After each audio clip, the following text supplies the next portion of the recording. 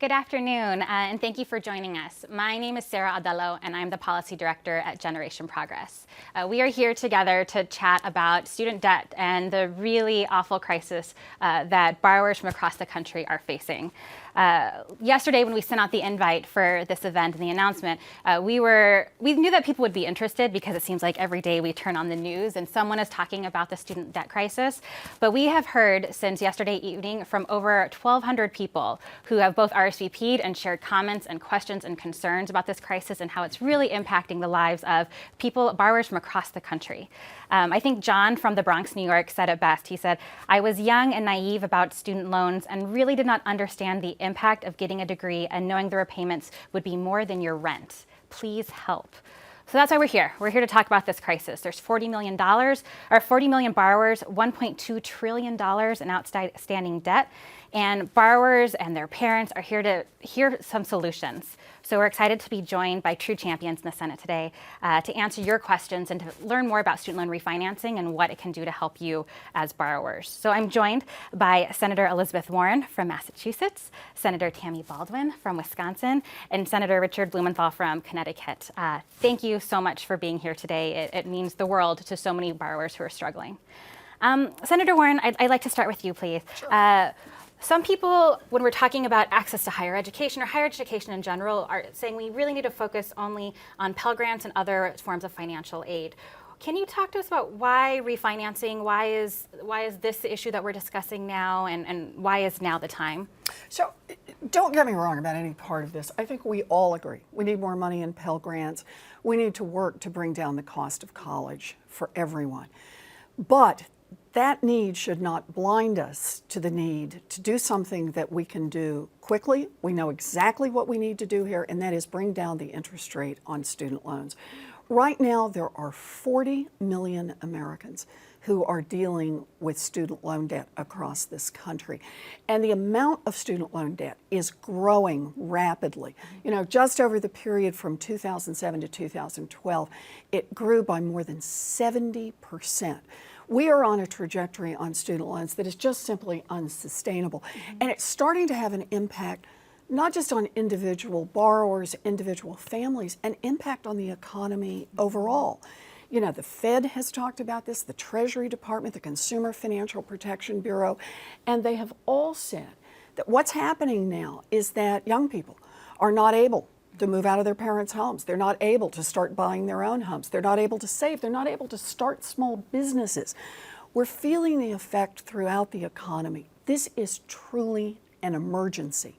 So the idea here is that we're going to lower the interest rate on outstanding student loans. It's something we can do quickly, get people back on their feet so they can pay their loans off sooner, so they can reduce their monthly payments, and help families move forward, help this economy move forward. And like you said, this issue is impacting the economy in so many different ways. And Senator Baldwin, I know you've been having roundtables with borrowers back in Wisconsin. What are they telling you? Well, they are putting a face on precisely the issues that Senator Warren has been talking about just a moment ago. But they're telling their own stories, and they're very powerful stories. Certainly I've talked to and listened to students of all ages, some who are just graduating right now and beginning to confront the first payment they'll have to make, others who perhaps were non-traditional students, and midlife they're beginning to grapple with some of these things, and almost everybody in between. Lots of students who, in their late 20s, early 30s are still living at home with their parents because options for getting a mortgage are diminished because of their student loan status. You know, one of the most powerful things, though, is not the material issues of what you can afford and what you can't, but the choices that students are often forced to make with regard to careers. Perhaps what they dream of doing is working in public service or in a nonprofit where the compensation is lower. But because of the gripping debt, they're looking at having to accept other employment and search for other employment. Or in some cases where students finishing an undergraduate degree were interested in paying down their student debt before perhaps entering a graduate program are going right away because the deferment is the only thing that's possible with such a tight job market. I also heard from students or graduates who were having this impact their family decisions, whether to start a family, whether to marry. This is frightening when it has not just the economic ripple effect, but the quality of life. You know, everybody deserves a fair shot at entering the middle class of a bright future, and college should be a pathway to prosperity, not indebtedness. Exactly. I mean, the things that you're mentioning, as someone who just turned 30, this is the story of my friends and of my community as we are struggling to pay our loans off, to hopefully buy a house someday. I think it's a dream that seems further and further away for so many of us. Senator Blumenthal, you've been speaking at giving many commencement addresses, which is so awesome. What advice have you been giving to grads and students on this issue, as I'm sure these issues are coming up? Well, my main advice and message is don't let the debt constrain your dreams, because we depend on these young people to be our innovators and inventors, our entrepreneurs. We're going to create businesses to hire people. As Senator Warren said, it's not just an impact on them that we should dread, but also our entire economy. And so many of them are daunted, unfortunately, by the prospect of this immense overhang on their lives. You know, at that age, tens of thousands of dollars may seem like, you know, an immense, impenetrable, insuperable obstacle that literally can take years to overcome. So I think that many of them are making compromises right now, which really is heartbreaking for me and gut-wrenching. They have been admitted, if they're high school students, they tell me, to colleges that were their dream, and they can't go there because they can't put the money together. And they can't impose that burden on their family because their sisters and brothers are coming along after them.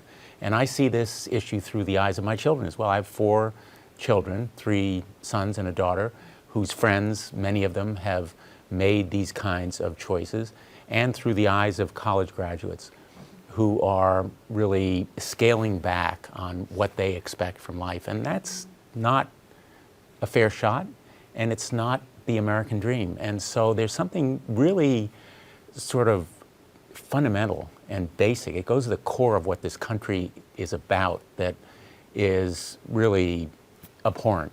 And that's why we need to do better. And it's so easy to do better. You know, enabling the students of today to borrow at lower interest rates or have more access to grants and scholarships, but also enable everyone to refinance, just as we do if they have home mortgages. If they have bank loans for cars, they can refinance. They can go to another bank, get a better deal, pay off their original loan.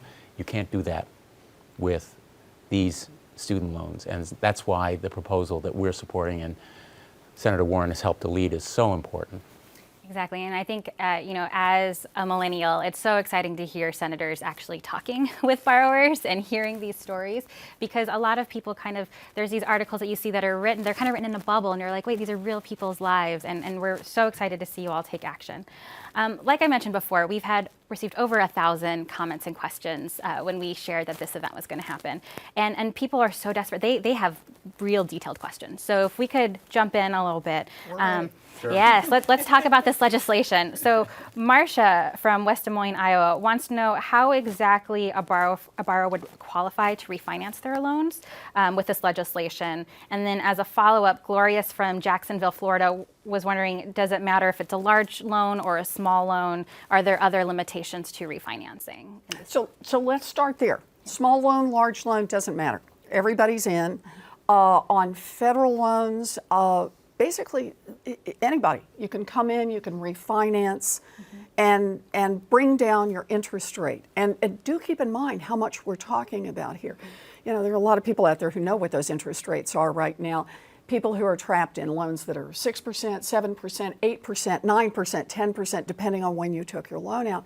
All of them come down for undergraduate loans to 3.86%, a little higher on graduate loans, but that's it. And private loans are in as well as public loans, as well as federal loans. So we're trying to make this easy. This is a very important fact.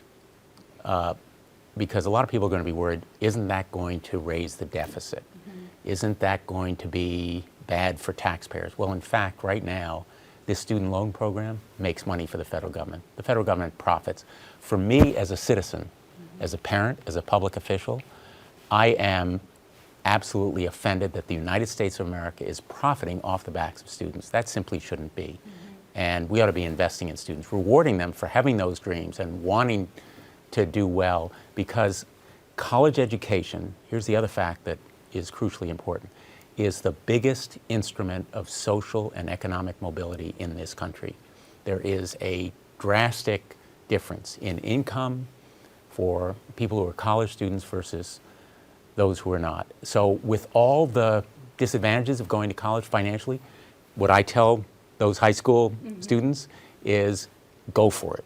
Do not abandon that dream. And what I tell the college students is make good use of this college education, because it's the key to success.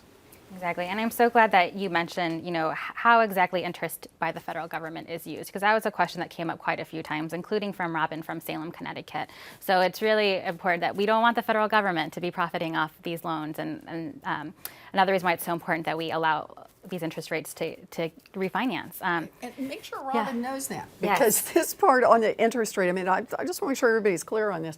Just the loans from 2007 to 2012, just that one slice of the loans is on target right now.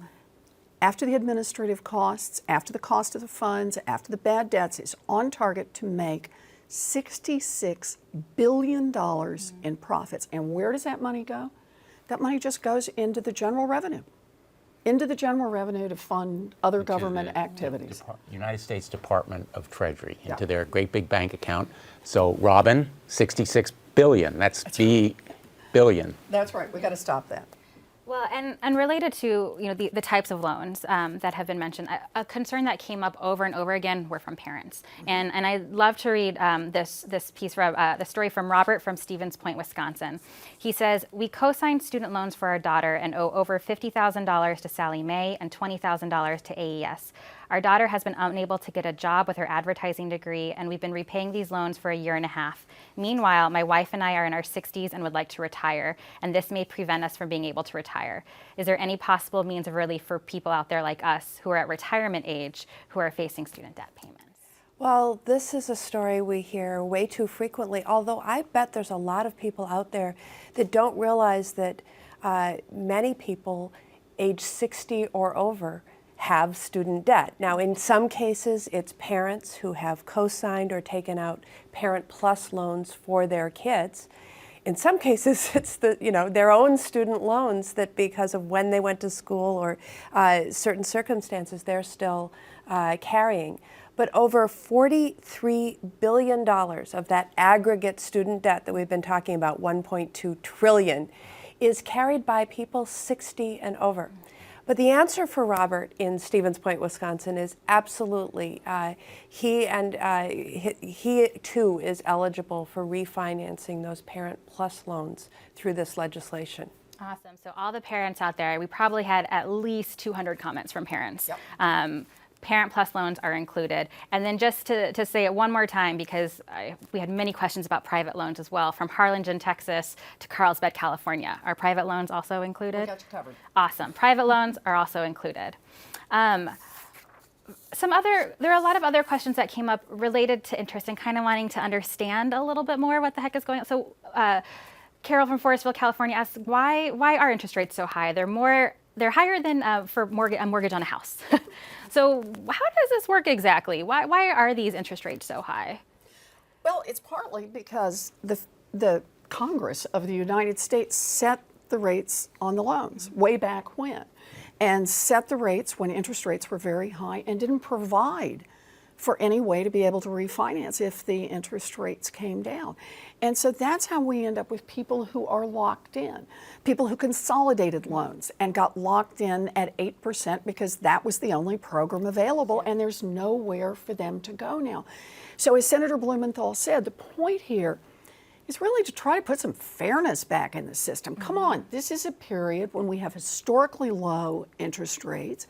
Homeowners can refinance, small business owners can refinance. We've even got municipalities out there and state governments refinancing their debt. The only ones right now who don't have a refinancing option are students who are trapped in these much, much higher interest rate loans. That's why this is such an important move, and one that we can do this quickly and cleanly. Reduce the interest rate on the student loans, puts more money back into the pockets of students, former students, right now at a moment when they're out there trying to build an economic future. And graduate loans are included in this as well, yes, right? ma'am. Graduate loans are Yes, included. ma'am. We had Now, they're a many little questions there, higher too. interest rate. I always want to warn everybody on that because they always have been traditionally through the federal government program. But yep, they're all included, undergrad and grad. Now, for some people, there are questions about, would this actually help me? And so if I could just do a quick plug right now, on genprogress.org, we have a refinancing calculator where you can put in what is your balance, what is your interest rate, which to find out, will refinancing at this rate help you? So I really encourage people to go to genprogress.org to find that out, because it very well could. There are many borrowers that this legislation could help. That's an enormous contribution because, we're talking here at a high level of abstraction, but people ought to calculate it to see what it means for themselves, and that's a great thing to do for them. A lot of the attendees at the roundtables I've had on this have really just taken pencil to paper and sort of, if this bill were to pass and the interest rates, how much they would save. And it varies dramatically because the debt load of our graduated students varies so much. But some were just beginning to think and talk about what $60 a month more would mean in terms of being able to stretch their dollar and make ends meet, or begin to look at choices that they've kind of ruled out for themselves. Someday buying a house, or getting a newer car that's more reliable to get them back and forth to work. And it matters, especially when the middle class is falling so far behind these days. I mean, we've got to get to an America where attaining a college education really helps get people ahead and give them a fair shot at a bright future, a bright career, and rebuilds our middle class.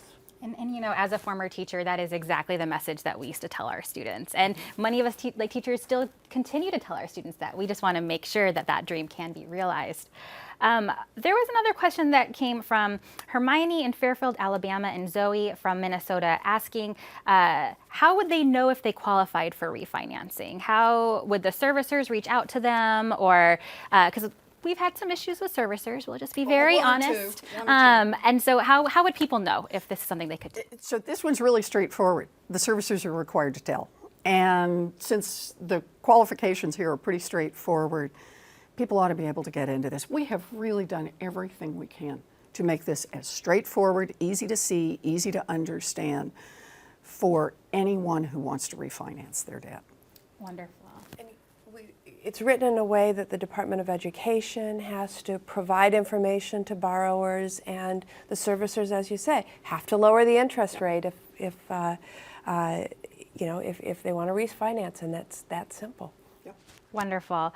There also, when you have loans with the federal government, there are some wonderful programs like income-based repayment programs and public service loan forgiveness. And we had many questions like Moira from Keene, New Hampshire, Amanda from Madison, Wisconsin, Vanessa from Carson, California, wanting to know, could they still qualify for these programs if they refinance their loans? Absolutely. We wanted to make sure that borrowers wouldn't lose any sort of program that they were entitled to participate in just by virtue of the fact of refinancing. And so the answer is yes, they would absolutely still qualify for those programs if they were already eligible. And Sarah, I think that's a very, very important point because it brings home the fact that this proposal is not the only solution here. It affects people who already have debt, refinancing existing debt. We also need stronger Pell grants, better loan programs, and public service opportunities to work down or work off that debt. I hate to talk about forgiveness of debt. That's the way normally it's characterized. But somebody who wants to teach or be a firefighter or a policeman or do community service right now has to do it for 10 years. And gets nothing in the way of paying down the debt if they don't complete a very long period of time, and their job may be eliminated. So there's all kinds of unfairness in the way the present program works. I believe strongly that the pay down in debt ought to be prorated. In other words, people get credit for the years they spend in community service, that we should vastly expand those opportunities for public service, because we want good people to go into teaching or firefighting or all these other professions. And talking about graduate debt, we need more docs. Where do we need them? In our VA system. One of the reasons for these inexcusable delays for our nation's heroes is we have 400 vacancies right now in the VA hospital system alone that they can't fill because they can't find enough doctors. We need more primary care physicians in certain parts of the country. I know not everyone out there is going to be a doctor or a teacher or whatever, but public service is one way that we can expand the opportunities to pay down this debt. And you know, the question that you raise, why is the federal government charging so much? It is unnecessary, it's senseless, and it's purely the doing of the United States Congress. Senator Warren's absolutely right about that, and Senator Baldwin, that we can do better. The federal government right now can borrow from the public for virtually nothing. In fact, a lot of people are paying the federal government to hold their money right now because the interest rates they're being paid are so low. And we ought to make use of that borrowing power to enable more students to do public service. I want to build on a point that both of my colleagues have raised, which is recognizing that, number one, this measure is hugely important, but number two, it's one piece of a larger puzzle. And Senator Blumenthal has just talked about the role that the federal government can play in other areas, Pell Grant, et cetera. But a lot of what we're facing that has resulted in student debt tripling in the last decade, imagine that, tripling in that short period of time, is a sort of perfect storm of less state support for state institutions at a time their budgets have been constrained, and then the individual institutions feeling like they had no choice but to raise tuition. Well, we've got to look at all of that, and we know that that's an important part moving forward. But boy, can I say that if we can advance this piece of legislation, the relief that will be felt is sizable and really helps students have a fair shot at getting ahead. Exactly. And, you know, based from what you said here, you were reminding me that there is another question here I wanted to ask, because I think it's really important, especially for older borrowers who are not just having Parent Plus loans. But Lisa from St. Petersburg, Florida says she consolidated her loans in the late 90s and locked in her interest rate at 8%. This is also an issue with Stephanie from Mystic, Connecticut. Are they able to refinance as well? Yes, ma'am. Yes, ma'am. Okay, so I hope you hear that loud and clear, Lisa, Stephanie. Nothing changes on the eligibility because you're in a consolidated loan. Yep. And that question probably came up about 100 times. Okay. So another 100 times, yes. for all the people who have brought it up so far, that is another important If we were one. on the Senate floor, we would say yes 100 times. On the Wonderful. Senate floor, probably 1,000. But yeah, okay. And then, you know, Senator Blumenthal started to talk about some other issues, and another piece that came up quite frequently was the question about bankruptcy protections. And I know this bill is about refinancing, but was wondering if someone wanted to comment on bankruptcy protections, because some of the stories that we heard were so incredibly heartbreaking that I honestly don't know what other answers there could be. You know, this goes back to such a fundamental fairness issue. The United States believes that when you get into debt and it gets bad enough, because we recognize bad things can happen to people, terrible medical problems, a long period with no employment, sometimes it's a family breakup or a death in the family, that someone can get so far behind, there's just not a path forward.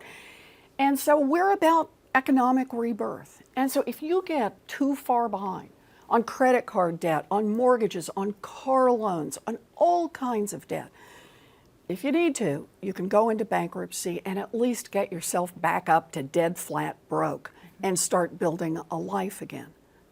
The exception to that is student loan debt. Non-dischargeable effectively. There's some little tiny exceptions in the law, but basically non-dischargeable. And here I want to give credit to our colleague, Senator Durbin from Illinois, who has a bill pending. I'm co-sponsoring on this. I think you all are too, to expand bankruptcy protections to those who've borrowed on student loans and do it under limited circumstances, but to get it done. But once again, this goes to the point that Senator Blumenthal was making and Senator Baldwin, and that is we got a lot of things we need to do, a lot of things that raise this fundamental question, whose side is government on? Is government out there just to work for those who hire armies of lobbyists and lawyers, or is it there to work for everyone else? Is it there to provide a fair shot to those who are trying to build something? We got a lot of pieces we're working on, but right now the tip, the one right out in front, is student loans. We bring down that interest rate on student loans, and as Senator Baldwin said, we're going to feel the effect throughout this country.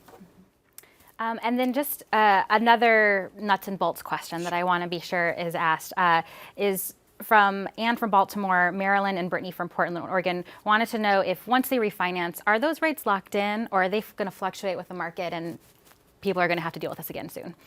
All three three together. All three. They're They're locked locked in. This is a fixed rate refi. Okay, so once you're down at 3.86%, that's it. You stay, you're there, you'll stay there for the life of that loan. And that's how we want it. You don't have to take that risk that the rates go back up later on. And I've heard you speak about how that 3.86 was derived in terms of the politics of passing this bill. So dare we talk a little bit about politics on this? So, you know, there are some of us at this table that would like an even lower interest rate. I'm just going to be blunt about that. Would like an even lower interest rate on student loans. That's right. We could all raise our hands simultaneously, but we got to do something, and we got to do something now. So remember last summer when the question about new loans was in the limelight, and it was just about the interest rate on new loans going out was just about to double.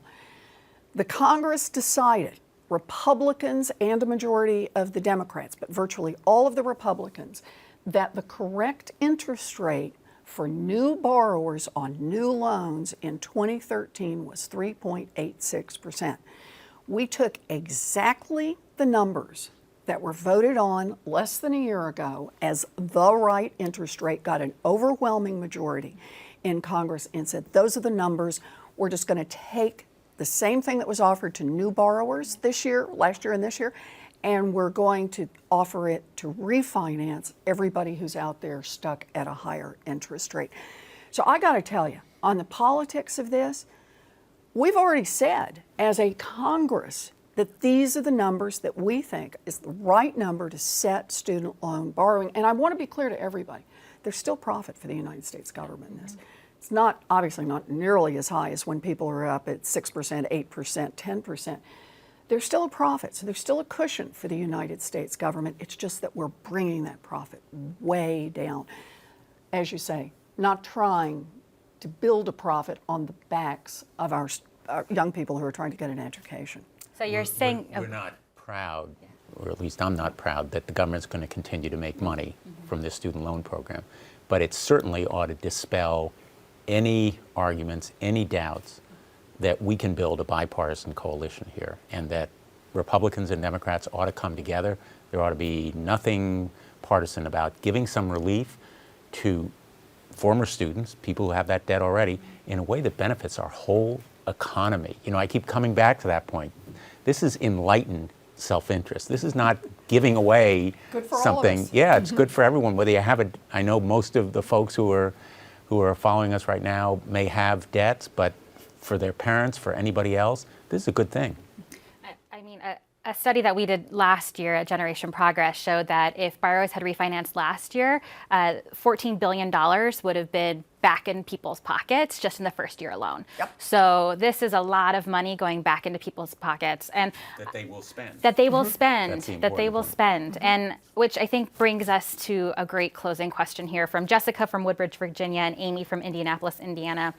What kind of support do you need to pass this legislation? And they're asking, what do I need to do to help make this happen? Should I contact my senator? Should I write the president? People are so excited about this. What are their jobs? What can they do? Yes, we need Everyone, all of the above. Yes. Right to everyone Speak and out, anyone. Yeah. Now speak out. This is what petitions are about, is to make your voice heard. This is what Gen X is doing, right? You all are Gen doing Progress, right we now. are. Gen Progress is doing right now, is to get people engaged. We need to hear from people.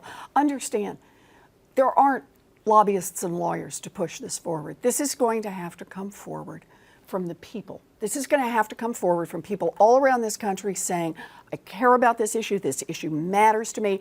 I want to see both of my senators voting in favor of it. I want to see my representative voting in favor of it. We get enough people around the country saying that, we change the law.